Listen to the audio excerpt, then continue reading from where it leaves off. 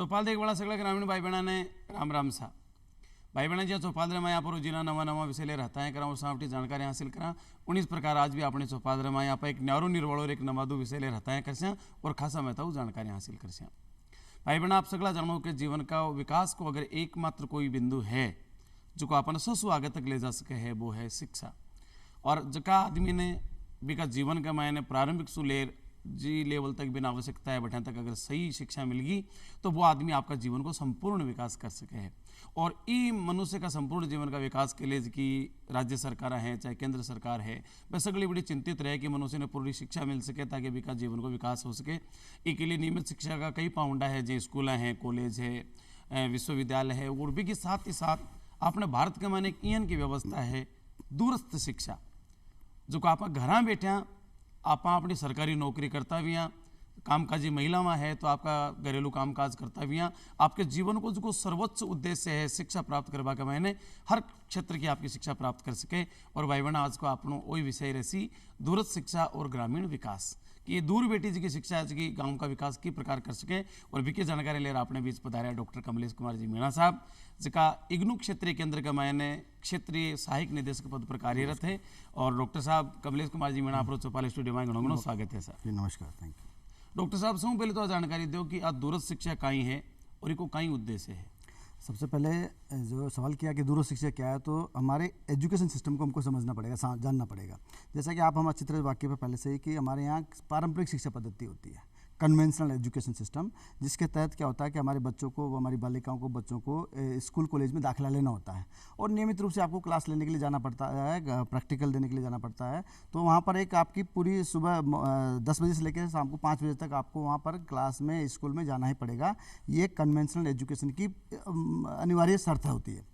लेकिन कुछ समय के बाद में ये महसूस किया गया इस देश में कि भारत जैसा देश जो डाइवर्सिटी वाला देश है, विविधता वाला देश, जहाँ अलग अलग कल्चर है, भाषा है, संस्कृति है, रहन सहन है या भौगोलिक दृष्टि से देखोगे तो एक बहुत बड़ा देश भारत है जिसमें केवल कन्वेंशनल एजुकेशनली कारगर जरिया नहीं हो सकती जिसके माध्यम से हम हमारे बच्चों को, हमारी बेटियों को या हमारे युवाओं को, युवतियों को एजुकेशन दे सकें। क्योंकि भारत, असली भारत गाँव में निवास करता है और भारत गाँवों का देश है और गाँव में इस लेवल के सुविधाएं शायद अभी तक भी नहीं पहुंच पाई है कई जगह पर, लेकिन लोग रहते हैं।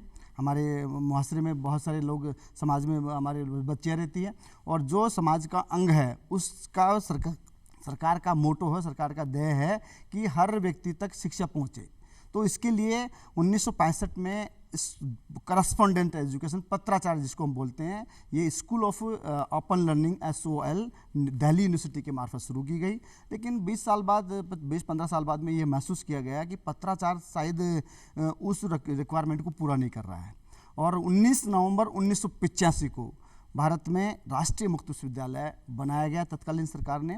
और जिसका मकसद था दूर तलक इलाके में रहने वाला हर व्यक्ति, हर युवक युवतियों को शिक्षा से जोड़ना, जो किसी भी कारण कोई बहुत सारे हो सकते हैं, आर्थिक कारण हो सकते हैं, बहुत सारी हमारी बच्चियों को विशेषकर ग्रामीण परिवेश की हम बात करते हैं तो बहुत सारे बच्चे हैं जो पढ़ना चाहते हैं लेकिन आसपास सुविधाएं न होने की वजह से या कन्वेंशनल एजुकेशन का हिस्सा नहीं होने की वजह से वो शिक्षा से महरूम हो जाते हैं। तो उनको उस दायरे में लाने के लिए ODL open distance learning education को भारत सरकार द्वारा अडॉप्ट किया गया। इंदिरा गांधी राष्ट्रीय मुक्त विश्वविद्यालय देश दुनिया का सबसे बड़ा विश्वविद्यालय इस्टेब्लिश किया गया। इसके पीछे वजह थी कि उन लोगों को कैटर करना जिसमें हमारी महिला है, जिसमें हमारा इन सर्विस का व्यक्ति है, चाहे वो किसी भी सेंट्रल गवर्नमेंट हो, स्टेट गवर्नमेंट हो, आर्मी हो, पैरा फोर्सेज हो, डॉक्टर्स हो, टीचर्स हो, और तीसरा व्यक्ति जो अपना खुद का बिजनेस के साथ जुड़ा हुआ है या अपनी खुद की डेली वेजेस पे आधार पर काम करता है या कुछ छोटा मोटा रोजगार करता है। लेकिन उस व्यक्ति के लिए संभव नहीं है कि वो कन्वेंशनल एजुकेशन का हिस्सा बन पाए क्योंकि उसके लिए कमाना ज़्यादा ज़रूरी है। और ये इन चीज़ों को ध्यान में रखते हुए क्योंकि कहीं कन्वेंशनल एजुकेशन ये सारी चीज़ों को पूरा नहीं कर पा रहा था। जैसा कि मैंने शुरू में कहा कि कन्वेंशनल जिसको हम पारंपरिक शिक्षा पद्धति कह देते हैं उसकी एक अपनी शर्त है, उसका अपना एक तौर तरीका है, नियम कायदे कानून है एक, और उस नियम कायदे कानून तरीके को पूरा करने वाला ही वहाँ पढ़ सकता है।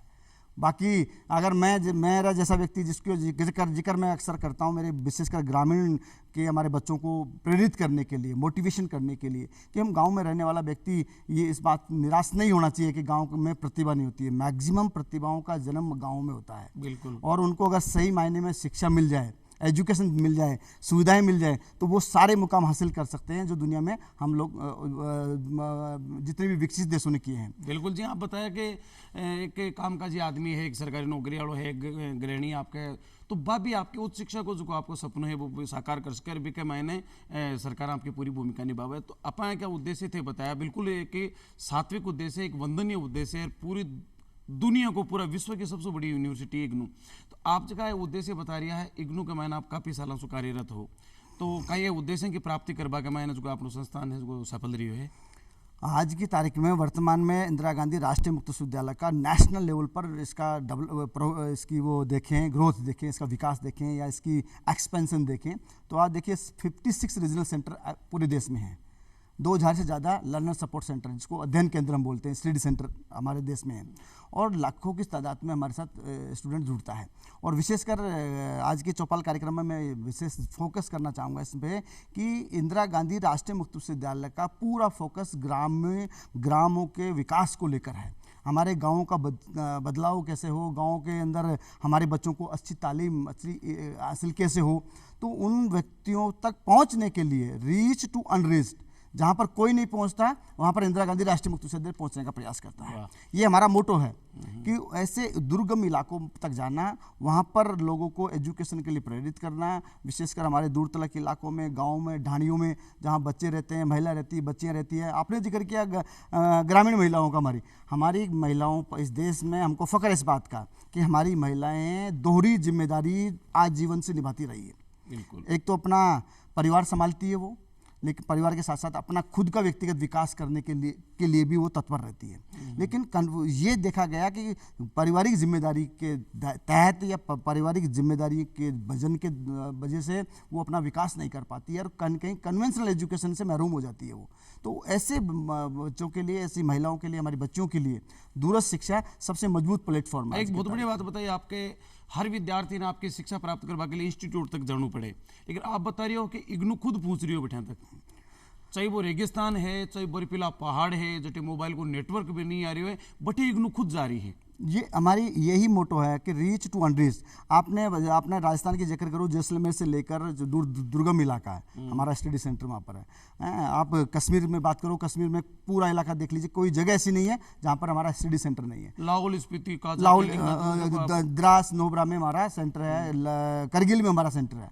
और मुझे इस बात का फक्र होता है कि मेरे जैसे व्यक्ति को, जो ग्रामीण परिवेश से आता है, गांव में पला बड़ा व्यक्ति है, जिसने उन सारी चीज़ों को देखा है, समझा है कि हमारे बच्चे कितने लालायित होते हैं एजुकेशन के प्रति। बिल्कुल, बशर्ते है कि उनको मौका दीजिए, बशर्ते है कि उनको ऐसी संस्थाएं प्रोवाइड करा दीजिए। और इंदिरा गांधी राष्ट्रीय मुक्त विश्वविद्यालय ने आज उच्च शिक्षा के जो नए मुकाम हासिल किए हैं और बड़े बड़े लोगों को, हमारी बच्चियों को जो मौके दिए हैं, उससे उनकी ग्रोथ हो रही है, व्यक्तिगत ग्रोथ हो रही है, समाज और देश में प्रगति में उनकी भूमिकाएं बढ़ रही है। अब जी आप बता रही हो कि व्यक्तिगत की ग्रोथ है वह बढ़ती जा रही है और हर क्षेत्र के मैंने बढ़ती जा रही है। तो आप बात करें ग्रामीण विकास की, जी आपनो विषय भी आज कोई ग्रामीण विकास में दूरस्थ शिक्षा की भूमिका, तो आज दूरस्थ शिक्षा की है गांव का विकास का मैंने किस प्रकार महत्वपूर्ण की भूमिका निभा रही है, किस प्रकार से गांव को विकास सचनी हो रही है कि देखिए, शिक्षा आज की तारीख में किसी भी समाज, मुहासरे को, जिसको उर्दू में एक वर्ड, मुहासरे या हमारे समाज की तरक्की में सबसे अहम रोल किसी का है तो उस एजुकेशन का है। आज हर वालिदान, हमारे माता पिता, हमारे पिताजी, हमारे बड़े बुजुर्ग ये चाहते हैं कि हमारे बच्चे पढ़ें, और उसके लिए वो बहुत चिंतित है, उसके लिए लगातार प्रयास करते हैं कि हमारे बच्चों को अच्छी तालीम, एजुकेशन मिले, उसके लिए वो पूरी कोशिश है। लेकिन ये देखा गया कि गांव में भी कन्वेंशनल एजुकेशन में सारे बच्चे समाहित नहीं हो पाते हैं, उनको मौका नहीं मिल पाता है। और दूसरा, गांव में मैंने कहा ना कि हमारा चाहे गांव का किसान हो, चाहे गांव की महिला हो, चाहे गांव की बेटी हो या गांव का बेटा हो, वो दोहरी जिम्मेदारी में हमेशा रहा है, दोहरी जिम्मेदारी निभाता रहा है। तो उसके लिए, ग्रामीण विकास के लिए एजुकेशन सबसे अहम रोल अदा कर सकती है। और विशेषकर इंदिरा गांधी राष्ट्रीय मुक्त विश्वविद्यालय जो आपको ये कहती है कि आपको हमारे यहाँ रेगुलर आने की ज़रूरत नहीं है, आपका एडमिशन आसानी से एडमिशन होता है। आज की तारीख में ऑनलाइन एडमिशन कहीं से भी किसी भी पंचायत पर जाकर, ई मित्र पर जाकर, कॉमन सर्विस सेंटर के मार्फत आप एडमिशन ले सकते हैं। भारत सरकार ने पूरे देश में, पूरे जिलों में कॉमन सर्विस सेंटर खोल रखे हैं। वो इसीलिए खोल रखे हैं कि सरकार की जितनी भी स्कीम्स है उनका बेनिफिट लोगों को डायरेक्ट मिले। और कॉमन सर्विस सेंटर के माध्यम से आप जाकर ग्राम पंचायत के माध्यम से आप एडमिशन ले सकते हैं। और क्योंकि वो रेगुलर तालीम नहीं ले सकता, रेगुलर शिक्षा का हिस्सा नहीं बन सकता, क्योंकि वो मैंने कहा ना कि वो दोहरी जिम्मेदारी निभाता है, अपना परिवार भी संभालता है, अपनी खेती बाड़ी भी संभालता है, अपने बच्चों को भी संभालता है और वो पढ़ना भी चाहता है।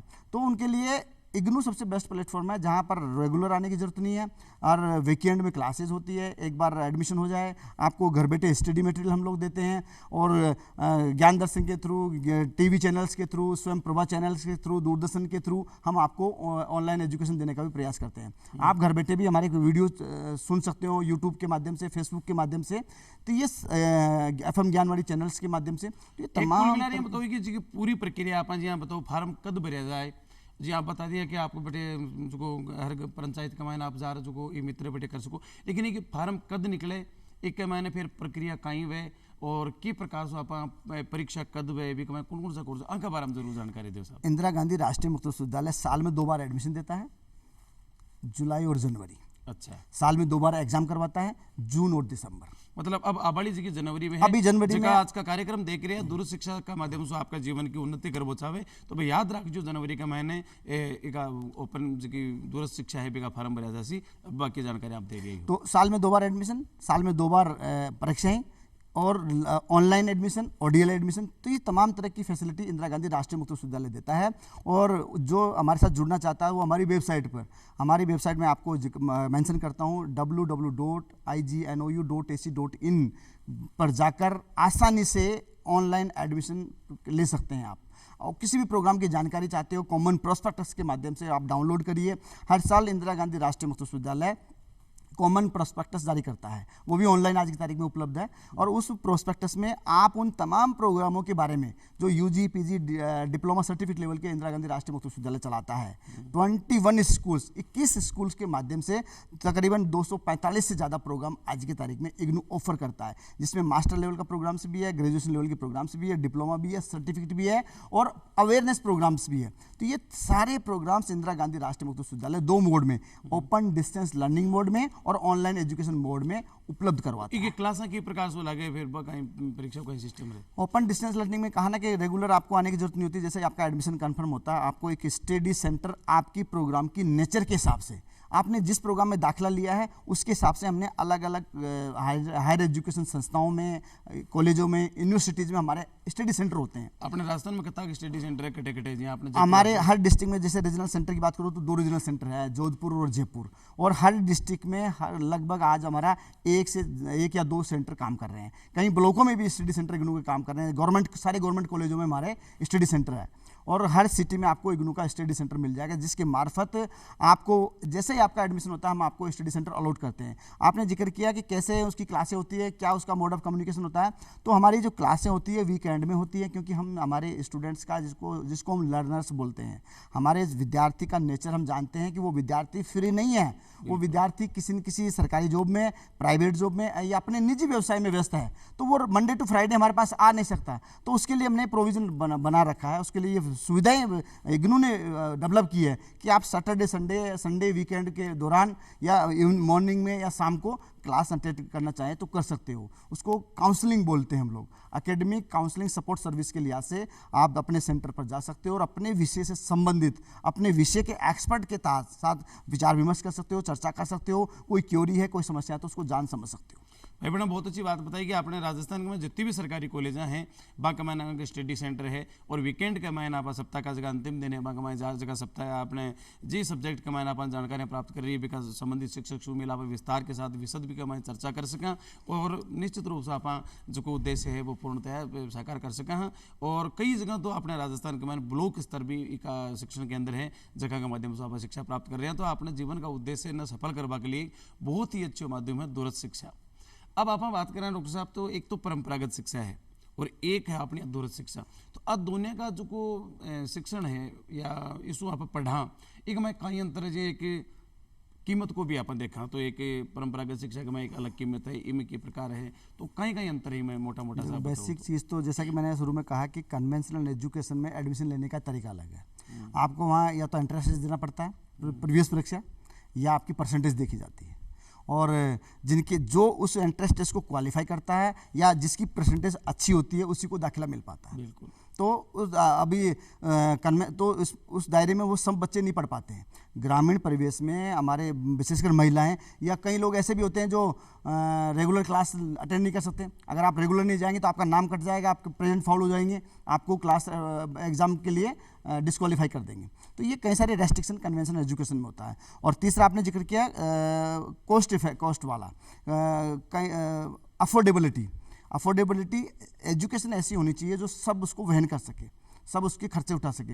इंदिरा गांधी राष्ट्रीय मुक्त विश्वविद्यालय देश दुनिया में सबसे अफोर्डेबल एजुकेशन है, बहुत आसान, क्योंकि इग्नू का मिशन पैसा कमाना नहीं है, इग्नू का मिशन लोगों को सर्व करना है थ्रू हायर एजुकेशन, उच्च शिक्षा के माध्यम से लोगों की सेवाएं करना, उनकी खिदमत करना, उनको एम्पावर करना थ्रू एजुकेशन। तो आज की तारीख में हम पैसे के लिए काम नहीं करते हैं, सबसे कम फीस चार्ज करती है इंदिरा गांधी राष्ट्रीय मुक्त विश्वविद्यालय, लेकिन उस फीस में भी आपको स्टडी मटेरियल दिया जाता है। और स्टडी मटेरियल देश दुनिया का अव्वल दर्जे का स्टडी मटेरियल होता है जो मार्केट में कहीं नहीं मिलता है। और हमारा स्टडी मटेरियल आज भी दुनिया में नंबर 1 स्टडी मटेरियल माना जाता है, पढ़ने के लिहाज से या नॉलेज के लिहाज से या ओवरऑल सारी ट्रेनिंग के लिहाज से। तो हमारी सस्ती और सुलभ एजुकेशन इंदिरा गांधी राष्ट्रीय मुक्त विश्वविद्यालय देते हैं, उपलब्ध करवाती है, जो कन्वेंशनल एजुकेशन में किसी भी हालत में संभव नहीं है। और विशेषकर कई आपने हमने ऐसे वाकया मैंने जीवन में देखे होंगे कि बच्चे कई बार फीस नहीं भर पाते हैं, फीस की वजह से उनकी पढ़ाई छूट जाती है, लेकिन पढ़ने का जज्बा उनके अंदर होता है। पढ़ने की आर्थिक संकट जो इसको हम बोलते हैं कि गरीबी सबसे बड़ी हमारे समाज की पीड़ा है। और उस बदौलत बच्चों की शिक्षा से बच्चियों के ऐसे लाखों सपने हैं बच्चों के दिलों में, जो वो जब आप हमको देखती है कार्यक्रमों पे, टीवी पे या कहीं भी देखती है, तो वो भी हमारे जैसा बनना चाहती है, लेकिन उस बनने के लिए एजुकेशन का ज़रूरी है। तो इग्नू ने उनको ये हौसला दिया है, ये मंजिल तक पहुंचने का रास्ता दिखाया है कि एजुकेशन के मार्फत और आसान, इजीली अफोर्डेबल, बहुत आसानी से सुलभ सस्ती एजुकेशन के माध्यम से आप अपने सपनों को पूरा कर सकते हैं। उसमें इंदिरा गांधी राष्ट्रीय मुक्त विश्वविद्यालय की बड़ी अहम रोल है। मैं कई बार मेरे बच्चों को इस बात के लिए मोटिवेट करता हूं कि इस बात को थोड़ा हौसला होना चाहिए हमारे यूथ के अंदर, जो है भी। मैं कई बार कहता हूँ कि मंजिल चाहे कितनी भी ऊँची क्यों ना हो, मंजिल चाहे कितनी भी ऊँची क्यों ना हो, रास्ते हमेशा पैरों के नीचे से निकलते हैं। वाह, रास्ते हमेशा पैरों के नीचे से निकलते हैं। तो बच्चों को इस बात की चिंता नहीं करनी चाहिए, आपके अंदर एक ड्रीम होना चाहिए, एक हौसला होना चाहिए, जज्बा होना चाहिए कि वी कैन डू इट। तो हम आसानी से वो मंजिल को हासिल कर सकते हैं। और उस मंजिल तक पहुंचने का सबसे सुलभ महफूज कोई तरीका है तो वो है एजुकेशन, विशेषकर हायर एजुकेशन। और पास सारो देव अगले था ज्ञान का लोग है, इग्नू ज्ञान का इंस्टीट्यूट है, कोटागुला विश्वविद्यालय ज्ञान का इंस्टीट्यूट है, वे भी आपको काम कर रही है।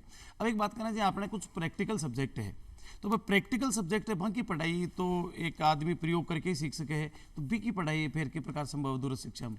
देखिए, इन्होंने जितने भी प्रोग्राम डिजाइन किए हैं उनकी सारी इसेंशियल कंपोनेंट को पूरा करते हुए, सारी इसेंशियल रिक्वायरमेंट को पूरा करने के बाद ही हम प्रोग्राम डिजाइन करते हैं और उस प्रोग्राम को एक्टिवेट करते हैं। प्रोग्राम की फिजिबिलिटी, प्रोग्राम की रिक्वायरमेंट क्या क्या है, उसमें थ्योरी कितनी है, उसमें प्रैक्टिकल क्या है, उसमें तो उसकी व्यवस्था इंदिरा गांधी राष्ट्रीय मुक्त विश्वविद्यालय की। ये आपका कंसर्न जो चिंता है वो जाहिर सही चिंता है। कई बार सवाल आता है कि बच्चे ने एमसीए में एडमिशन लिया, बीसीए में एडमिशन लिया, तो बीसीए एमसीए बिना कंप्यूटर जाने, बिना कंप्यूटर बैठे वो कैसे सीखेगा? तो उनकी हमने देखिए, जो स्टडी सेंटर हमारा होता है उस पर सारे प्रोग्राम हम एक्टिवेट नहीं करते हैं, उस सेंटर की पोटेंशियल के हिसाब से, हायर एजुकेशन कैपेबिलिटी के हिसाब से कौन से प्रोग्राम कहाँ एक्टिवेट करते हैं, हम वहीं पर ये प्रोग्राम एक्टिवेट करते हैं जहाँ पर सुविधाएं हो। जैसे हमारे BCMC के प्रोग्राम्स हैं, वो वहाँ पर कंप्यूटर इंस्टीट्यूशन पर कंप्यूटर इंफॉर्मेशन टेक्नोलॉजी से लेस सुविधाएं जहाँ होगी वहाँ पर हम देंगे। वीकेंड में वो उसको प्रैक्टिकल करवाएंगे, वीकेंड में उनकी क्लासें होंगी, वीकेंड में उनको कंप्यूटर की फैसिलिटीज मिलेगी। तो ये ऐसे प्रोग्राम्स हैं जिनमें बिना प्रैक्टिकल संभव नहीं है। ऐसे ही कई सारे प्रोग्राम है ग्रामीण कृषि स्कूल ऑफ एग्रीकल्चर के, स्कूल और एग्रीकल्चर के मैक्सिमम प्रोग्रामों में प्रैक्टिकल कंपोनेंट्स हैं, चाहे डेयरी टेक्नोलॉजी का मसला हो, चाहे वाटर शेड मैनेजमेंट का मसला हो, चाहे बी कीपिंग का मसला हो, चाहे पोल्ट्री फार्मिंग का मसला हो, इन सब में आपको hands to hands practical facility करनी पड़ती है। तो हमारे इन सारे प्रोग्रामों को हमने वहाँ पर एक्टिवेट कर रखा है जहाँ पर इनकी सुविधाएं हैं, प्रैक्टिकल कराने की व्यवस्थाएं हैं, फुल्ली इक्विप्ड है, सारे इंस्ट्रूमेंट हैं, सारी व्यवस्थाएं हैं, सारे वेल स्किल्ड प्रोफेसर्स हैं। वहाँ पर हमारे बच्चों को जो हमारे साथ एडमिशन लेते हैं उनको हम वहाँ पर ट्रेनिंग देते हैं, वहाँ पर उनको ये सुविधाएं प्रोवाइड कराते हैं। बहुत अच्छी बात बताई। तो और जरूरी भी है साहब, अब यहाँ बताया कि कंप्यूटर जब आगलो चलाबो ही नहीं जाना, केवल आंख लिख कर वो थोड़ी सी तो प्रैक्टिकल वो हाथ के नीचे चीज नहीं घुसी। एक बात आई है बार जी, आप पोल्ट्री फार्म की बात बताई, तो जी आज को आपनो विषय भी है ग्रामीण विकास और दूर शिक्षा। तो ग्रामीण विकास में आप बात देखा तो गांव को मूलभूत या जीविका को जो मुख्य साधन है वो कृषि है, बागवानी है या पशुपालन है। तो इग्नू का इनका कौन कौन सा कार्यक्रम है जगह केवल गाँव का विकास ने ध्यान में रखते हुए किया गया है, जो एग्रीकल्चर, बागवानी या पशुपालन, इनका भी कोई कोर्स है क्या आपने? देखिए, एक तो सबसे पहले हमको जब हमारा देश की जीडीपी जिसमें हमारा थर्ड नंबर पर कंट्रीब्यूशन जाता है तो एग्रीकल्चर सेक्टर का जाता है। एग्रीकल्चर के सेक्टर की बात आती है तो ग्रामीण विकास मतलब गाँवों से इस देश में बड़ी कंट्रीब्यूशन जाती है।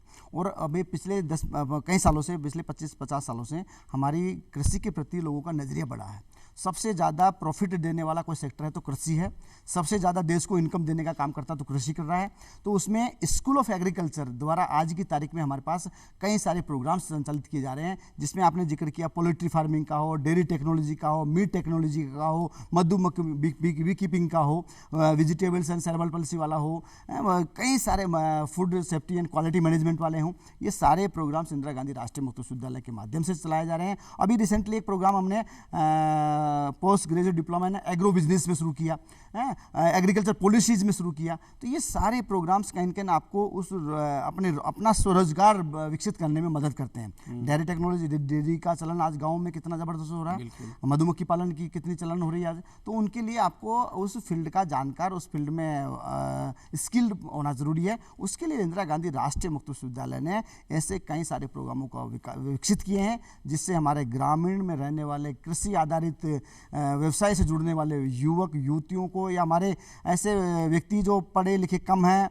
लेकिन कृषि के क्षेत्र में जुड़ना चाहते हैं, उनको पब्लिक अवेयरनेस से संबंधित भी ऐसे प्रोग्राम इंदिरा गांधी राष्ट्रीय मुक्त विश्वविद्यालय संचालित करता है। बहुत बढ़िया बात है। तो गाँव का विकास के लिए एक नई पाउंड हो उसी।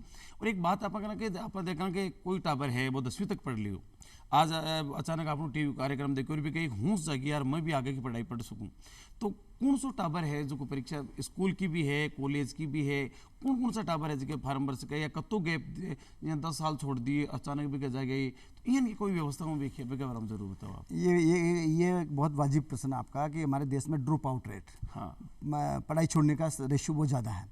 10+2 के बाद, विशेषकर हम बात करें 10+2 में बहुत सारे बच्चे हैं जो 10वीं के बाद पढ़ाई छोड़ देते हैं, कुछ 12th के बाद में छोड़ देते हैं। कॉलेज लेवल में हमारा जो GR है, gross enrolment ratio in higher education, वो अभी भी ठीक ठाक नहीं है, 25-26% के आसपास है। भारत सरकार चाहती है कि ये रेशियो हमारा 50% बढ़े 2030 तक।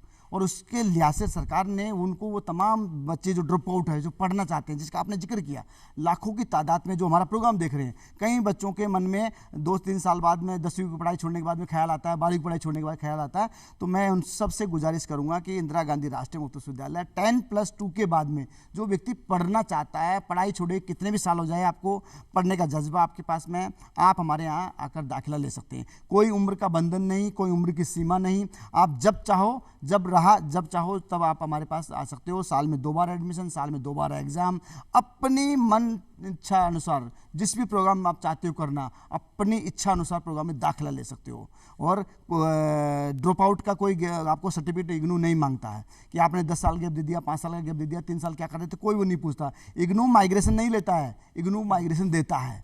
आप यानी कि कन्वेंशनल एजुकेशन में ये भी है कि माइग्रेशन मांगते हैं, वो कि आपने क्या किया वो बताइए, गैप है तो क्यों लिया, उसकी क्लियरिफिकेशन देनी पड़ती है। लेकिन हमारे यहाँ कोई स्पष्टीकरण देने की जरूरत नहीं है, आप जब चाहो तब हमारे यहाँ जुड़ सकते हो। जिस भी प्रोग्राम में आपको इच्छा है, रुचि है आपकी, आप उसमें पढ़ना चाहते हो, एजुकेशन एक्वायर करना चाहते हो, आप कर सकते हो। ग्रामीण भाई बहना के लिए कितनी बड़ी बात है। एक मैंने समय को बंधन है जी, आप ग्रेजुएशन 3 साल में हुए, आप 3 साल में नहीं कर पाए एक सब्जेक्ट में, पहले वो 34 साल 5वीं साल 5 साल तक भी आप कर सको। न समय को बंधन है, ना उम्र को बंधन है, और ना कोई गैप। आप 3 साल नहीं पढ़ पाया, अचानक को वैसे अपन अचानक कोई परिवार की आर्थिक स्थिति बिगड़ गया, अपन कोई धंधो पढ़ाना पड़ गो, तो फिर आप फिर जुड़ सका। तो यानी कि एक गाँव को विकास के लिए दूरस्थ शिक्षा सबसे बढ़िया चीज़ है ऐसी। और डॉक्टर साहब अबार बात देखें, अबार पूरा भारत में एक नई शिक्षा नीति की बात चल रही है, चाहे राजस्थान का हो चाहे कोई भी राज्य का, नई शिक्षा नीति को बहुत ज़्यादा है। तो नई शिक्षा नीति के माने दूरस्थ शिक्षा की भूमिका रहती है। जो नई एजुकेशन पॉलिसी आई है 2020, इस देश को ट्रांसफॉर्मेशन करने के लिए भारत सरकार की सबसे महत्वपूर्ण स्कीम है ये। हम चाहते हैं, भारत सरकार चाहती है कि हमारे देश का हर बच्चा अपनी भाषा, मातृभाषा में शिक्षा ले, चाहे वो मेडिकल की शिक्षा हो, चाहे वो इंजीनियरिंग की शिक्षा हो, चाहे वो मैनेजमेंट की शिक्षा हो। तो दूरस्थ शिक्षा में नई एजुकेशन पॉलिसी में दूरस्थ शिक्षा को महत्वपूर्ण जगह दी गई है और बहुत इसकी दूरस्थ शिक्षा की पहुंच गांव इलाकों में, दूर दराज के इलाकों में हो, उसके लिए न्यू एजुकेशन पॉलिसी में प्रावधान किया गया है कि इसके सेंटरों का एक्सपेंशन हो, हर कॉलेज, हर यूनिवर्सिटी में director of distance education institution खुले, ओपन लर्नर सेंटर जगह जगह खुले, ताकि हमारे बच्चे अपनी सुविधा अनुसार एडमिशन ले सके। दूसरा, इसमें वोकेशनल एजुकेशन को इम्पोर्टेंट जो दी गई है ताकि हमारे बच्चों को रोज़गार मिले।